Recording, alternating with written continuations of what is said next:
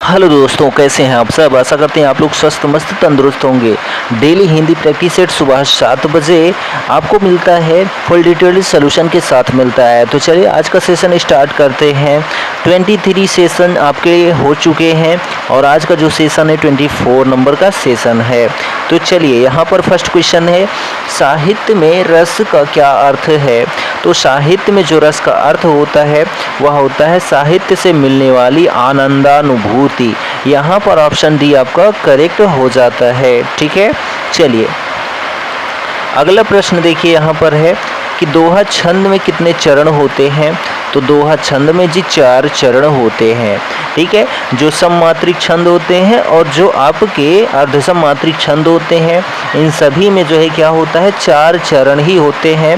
और जो विषम मात्रिक छंद होता है उसमें 6 चरण होते हैं। ठीक है, तो जो आपका विषम मात्रिक छंद होता है उनमें छप्पय और कुंडलिया होता है। तो दोहा छंद की यदि बात करते हैं तो श्री गुरु चरण सरोज रज निज मन मुकुर सुधारी बरनौ रघुवर विमल जसु जो दायक फलचार। यहाँ पर जो है दोहा छंद का प्रयोग किया गया है। ठीक है, पहले चरण में और जो है तीसरे चरण में 13-13 मात्राएं, दूसरे और चौथे चरण में 11-11 मात्राएं होती हैं।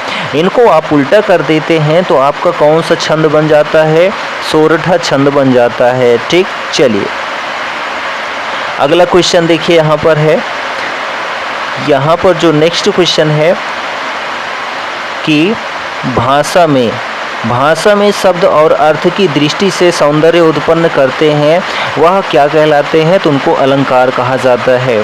जो शब्दों के माध्यम से सौंदर्य उत्पन्न करता है काव्य में, ठीक है, उनको शब्द अलंकार। जो अर्थ के माध्यम से सौंदर्य उत्पादन करते हैं उनको अर्थालंकार कहा जाता है। जो इन दोनों के माध्यम से काव्य में शोभा बढ़ाते हैं वहाँ पर उभयालंकार होता है। ठीक, तो यहाँ पर देखिए 3 अलंकार होते हैं। ठीक है, चलिए अगला क्वेश्चन देखिए कि या रा लावा किस प्रकार के व्यंजन हैं। या रा लावा किस प्रकार के व्यंजन हैं। इनको अंतःस्थ व्यंजन कहा जाता है। अंतःस्थ व्यंजन कहा जाता है किनको, या रा लावा को। ठीक है, ऊष्म व्यंजन क्या होते हैं। तो शाखा साहा होते हैं, शाखा साहा। ठीक है, शाखा साहा। और स्पर्श व्यंजन क्या होते हैं। तो कचट टप जो वर्ग होते हैं। ठीक है, का वर्ग, चा वर्ग, का च ट ता। ठीक है, टा वर्ग, ता वर्ग, पा वर्ग, ये सभी जो है स्पर्श व्यंजन होते हैं। अयोग वाह क्या होते हैं। तो अयोग वाह जो होते हैं अंग और आहा होते हैं। ठीक, चलिए अगला प्रश्न देखिए। यहाँ पर है कि निम्नलिखित में से जो है कौन सा शब्द स्त्रीलिंग है। तो यहाँ पर कृपा बरसती है, होती है, मित्र होता है, ठीक है, कार्य होता है, त्यौहार होता है। तो यहाँ पर ऑप्शन ए ही आपका सही हो जाता है। चलिए लिंग कितने प्रकार के होते हैं। हिंदी में 2 प्रकार के। वचन किसका बोध कराता है। तो वचन जो होता है प्राणी या वस्तु के एक या अनेक होने का बोध कराता है। ठीक है, एक वचन और बहुवचन होते हैं हिंदी में, और जो संस्कृत होता है उसमें 3 वचन होते हैं। यहाँ देखिए, उसने टेढ़ी चाल चली, वाक्य में कौन सा कारक है। उसने टेढ़ी चाल चली तो कर्ता ने होता है, तो उसने। तो यहाँ पर ऑप्शन डी आपका करेक्ट हो जाता है। तो उसने टेढ़ी चाल चली वाक्य में कर्ता कारक का प्रयोग किया गया है। और जो कारक होते हैं कितने प्रकार के होते हैं। तो 8 प्रकार के होते हैं। कौन से। तो कर्ता ने कर्म को, करण से, संप्रदान को के लिए, अपादान से अलग, संबंध का की के रा री रे नानी ने, अधिकरण में पर, संबोधन हे अरे ओ अजी। ठीक है, चलिए नेक्स्ट क्वेश्चन है कि निम्नलिखित में से जो है किस वाक्य में सर्वनाम का प्रयोग हुआ है। तो जो है जो सर्वनाम का प्रयोग किया गया है, मैं कल दिल्ली जा रहा हूँ, यहाँ पर सर्वनाम का प्रयोग है। सर्वनाम वही होता है जो संज्ञा के स्थान पर प्रयुक्त होता है, जैसे वह, मैं, तुम, ये, वे। ठीक है, कुछ, कोई, कोई भी, क्या, कौन, कैसे, ये सारे सर्वनाम ही हैं। सर्वनामों की 6 संख्या होती है, यानी कि सर्वनाम के कितने भेद हैं? 6 भेद हैं। कौन कौन से? पुरुषवाचक सर्वनाम जो 3 प्रकार का होता है, प्रथम, उत्तम, ठीक है, उत्तम, मध्यम और अन्य पुरुष होते हैं। निजवाचक, निश्चक, अनिश्चयवाचक, संबंधवाचक और प्रश्नवाचक सर्वनाम होते हैं। अगला प्रश्न है, विशेषण किस शब्द की विशेषता बताता है? तो अरे ये विशेषण तो जो है संज्ञा की विशेषता बताता है। ऑप्शन संज्ञा और सर्वनाम की विशेषता बताता है, तो यहाँ पर ऑप्शन ए आपका करेक्ट हो जाता है। अगला प्रश्न देखिए कि कर्म के आधार पर क्रिया के कितने भेद होते हैं? तो कर्म के आधार पर क्रिया के 2 भेद होते हैं। एक होता है सकर्मक, दूसरा होता है आकर्मक। तो सकर्मक में क्या होता है? कोई काम होता है, जैसे वह पत्र लिखता है, इसमें सकर्मक क्रिया है। और यहाँ पर वह हंसता है, वह रोता है, वह सोता है, वह गाता है, वह चलता है, इन सभी में अकर्मक क्रिया का प्रयोग किया गया है। ठीक, चलिए अगला प्रश्न है, व्याकरण में काल का क्या अर्थ होता है? तो व्याकरण में काल का अर्थ जो होता है समय होता है। यहाँ पर ऑप्शन बी आपका सही है। जो काल हैं कितने प्रकार के हैं? 3, भूतकाल, वर्तमान काल और भविष्य काल। भूतकाल के कितने भेद होते हैं? तो यहाँ पर 6 भेद होते हैं, सामान्य, आसन्न, पूर्णभूत, अपूर्णभूत, संदिग्ध भूत और हेतु मदभूत होता है। वर्तमान काल के कितने भेद होते हैं? तो 5 भेद होते हैं। कौन से? सामान्य वर्तमान, पूर्ण वर्तमान, तात्कालिक वर्तमान, संदिग्ध वर्तमान और संभाव्य वर्तमान। भविष्य काल के कितने भेद होते हैं? 3 भेद, सामान्य, संभाव्य और हेतु मद भविष्य। ठीक, चलिए नेक्स्ट क्वेश्चन है, यह ताले की चाबी है, यहाँ पर कौन सा कारक है? तो यहाँ पर यह ताले के लिए चाबी है, तो यहाँ पर जो है संप्रदान, ठीक है, कर्ता ने कर्म को करण से द्वारा संप्रदान को के लिए अपादान से अलग, यहाँ पर ऑप्शन ए आपका करेक्ट हो जाता है। चलिए यहाँ पर देखिए अगला प्रश्न है, ठीक, निम्नलिखित में से जो है कौन सा शब्द पुल्लिंग है? तो भवदीया होती है, डिबिया होती है, साध्वी होती है, संचालक होता है। तो यहाँ पर पुल्लिंग पूछा है, तो ऑप्शन डी आपका सही हो जाता है। ठीक, चलिए अगला प्रश्न है, तत्सम शब्द नहीं है। तो देखिए जो तत्सम शब्द नहीं है पूछा जा रहा है, तो शोक तत्सम है, पृथ्वी तत्सम है, चंद्र तत्सम है, लेकिन जो परख है ना, यह तत्सम नहीं है बल्कि तद्भव शब्द है। ठीक है, परख। तो यहाँ पर जो है देखिए अग्नि जो है तत्सम है किसका? आग का। पृथ्वी जो है किसका है? पृथ्वी का। चंद्र किसका है? चांद का। परीक्षा किसकी है? तो परख का जो है तत्सम शब्द है। अगला प्रश्न है, विकल्प में जो है सही शब्द तद्भव शब्द है, ऐसा कौन सा विकल्प है? तो तद्भव शब्द पत्र, फूल, हाथी ये सभी तत्सम हैं। ठीक है, बरखा, रात, सत्य यह भी तत्सम है। उच्च, दुर्बल, पुष्प यह भी तत्सम है। लेकिन आग, जीभ, घर ये सभी जो है तद्भव शब्द हैं। ठीक, तो आग का क्या होता है? अग्नि होता है। जीभ का जीवा होता है। घर का गृह होता है जो तत्सम रूप होता है। अगला प्रश्न देखिए, कौन सा विकल्प दूध का पर्यायवाची नहीं है? तो दूध का पर्यायवाची नहीं है, हम देख लेते हैं। दुग्ध होता है, हाँ। पय होता है, जी हाँ होता है। गौरस होता है, यह भी सही है। अमीय यह जो है दूध का पर्यायवाची शब्द नहीं है। ठीक है, यहाँ पर अमीय जो है अमृत का पर्यायवाची शब्द होता है। और अमृत की यदि बात करते हैं तो पीयूष सुधा, जीवनोदक ये जो हैं अमृत के पर्यायवाची शब्द हैं। यहाँ पर देखिए नेक्स्ट क्वेश्चन है, सापेक्ष का सही विलोम क्या होगा?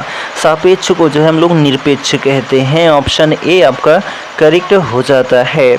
अपेक्षा का उपेक्षा होता है। अथ का इति होता है जो विलोम शब्द होता है। आर्त का शुष्क, करुणा का निष्ठुर होता है। नेक्स्ट क्वेश्चन देखिए यहाँ पर है कि अंक शब्द के अनेकार्थी शब्द समूह का चयन कीजिए। अंक, तो अंक में गोद संख्या अध्याय होता है, ऑप्शन बी आपका सही हो जाता है। अगला प्रश्न है, अपराध बोध से होने वाली ग्लानि को क्या कहा जाता है? होने वाली ग्लानि को जो है वाक्यांश के लिए एक शब्द क्या होता है, उसको पश्चाताप कहा जाता है। ठीक है, तो यहाँ पर जो है ऑप्शन डी आपका करेक्ट हो जाता है। नेक्स्ट क्वेश्चन है, चिर चीर के अर्थ के सही विकल्प का चयन कीजिए। तो चिर चीर, तो चिर का मतलब पुराना होता है और चीर का मतलब वस्त्र होता है, ऑप्शन डी आपका करेक्ट हो जाता है।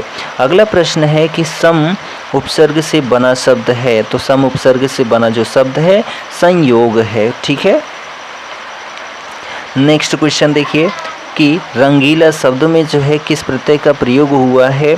तो ईला प्रत्यय का प्रयोग किया गया है रंगीला में। ठीक है, अगला क्वेश्चन है कि सूर्योदय में जो है कौन सी संधि है? तो सूर्य प्लस उदय, यहाँ पर ओ की मात्रा का प्रयोग किया गया है। ठीक है, ए और ओ की मात्रा का जहाँ पर भी प्रयोग होता है वहाँ पर कौन सी संधि होती है? तो गुण स्वर संधि होती है। चलिए अगला प्रश्न यहाँ पर देखते हैं हम लोग, शुद्ध वाक्य का चयन कीजिए। तो शुद्ध वाक्य का चयन करना है, तो उसे शिमला जाना है, यहाँ पर ऑप्शन डी आपका करेक्ट है। सज्जन शब्द में समास कौन सा है? तो सत प्लस जन यानी कि सज्जा है जो जन, यहाँ पर कर्मधारय समास हो जाएगा। कर्मधारय क्यों होगा? क्योंकि इसका उत्तर पद प्रधान होता है और प्रथम पद जो होता है वह विशेषण होता है। तो सज्जन यानी सच्चा है जो जन, तो सच्चा क्या है? एक विशेषण ही तो है, इसलिए तत्कर्मधारय समास है। तत्पुरुष समास में भी उत्तर पद प्रधान होता है। ठीक है, और द्वंद्व समास में क्या होता है? दोनों पद प्रधान होते हैं। द्विगु समास में संख्यावाची शब्द होते हैं।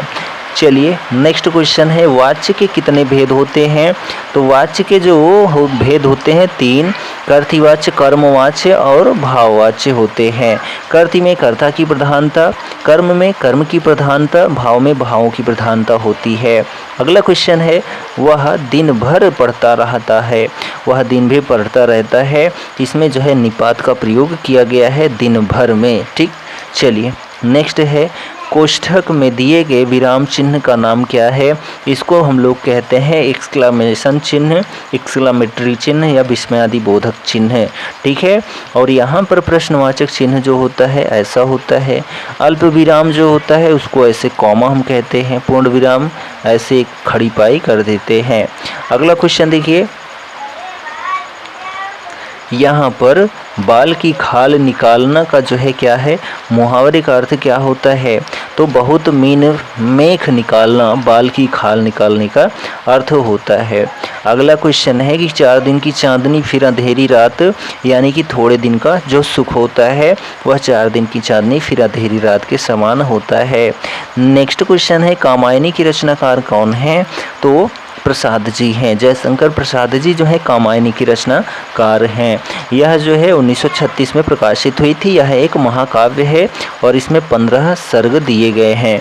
मनु, श्रद्धा और ईड़ा के माध्यम से इसे समझाने का प्रयत्न किया गया है। वैदिक पौराणिक कथा है। ठीक, इसमें 15 सर्ग हैं। प्रथम सर्ग जो है चिंता है और आखिरी सर्ग जो है आनंद है। अगला क्वेश्चन देखिए, गद्यांश है और गद्यांश के थ्रू आपको क्या देना है? उत्तर देना है। चलिए हम यहाँ पर देखते हैं प्रश्न। तो गद्यांश को जो है आप पढ़ सकते हैं। देखिए, कविता का मर्मज्ञ एवं रसिक कौन हो सकता है? जो कविता के कर्म को समझकर उसके रस में डूब जाता है वह कविता का मर्मज्ञ तथा रसिक हो सकता है। अगला क्वेश्चन है कि अच्छा गुरु अपने शिष्य में क्या देखता है? तो अच्छा गुरु अपने शिष्य में भक्ति एवं श्रद्धा को देखता है। न जाति को देखता है, न धर्म को देखता है, भक्ति एवं श्रद्धा को देखता है। पुष्प का सौंदर्य किस में है? तो पुष्प का सौंदर्य देखने वाले की दृष्टि में समाहित होता है। अगला क्वेश्चन है कि जो सम्मान और प्रतिष्ठा मुझे मिली है उस सब का श्रेय मेरे उन्हीं गुरु का है। यहाँ पर गुरु के प्रति शिष्य का भाव प्रकट होता है। अगला क्वेश्चन है, पथ शब्द का उचित समानार्थी शब्द क्या है? तो मार्ग होता है। पथ का मतलब मार्ग होता है, डगर होता है, रास्ता होता है, सड़क होता है, राह होता है। ठीक, लास्ट क्वेश्चन है, रीतिकाल के कवि हैं, तो रीतिकाल के कवि जो हैं कवि वृंद हैं। यहाँ पर ऑप्शन सी आपका करेक्ट है। तुलसीदास जो हैं यह राम भक्ति शाखा के भक्ति काल के जो है कवि हैं, और यहाँ पर सूरदास जी कृष्ण भक्ति शाखा के, ठीक है, कवि हैं और यह भक्ति, ठीक है, कृष्ण भक्ति शाखा के कवि कौन हैं, तो सूरदास जी हैं। राम भक्ति शाखा के कवि कौन हैं, तो तुलसीदास जी हैं। ये सभी भक्ति काल से संबंधित हैं। और कबीर दास जी जो हैं निर्गुण काव्यधारा से संबंधित हैं, और सगुण काव्यधारा से तुलसीदास और सूरदास जी संबंध रखते हैं। तो यहाँ पर हमारा हिंदी का सेशन भी कंप्लीट होता है। यह वीडियो आपको कैसा लगा कमेंट करके ज़रूर बताएं, और चैनल पर नए हैं तो चैनल को सब्सक्राइब भी कर लें। हम मिलते हैं अगले वीडियो में, तब तक के लिए जय हिंद, good bye and take care.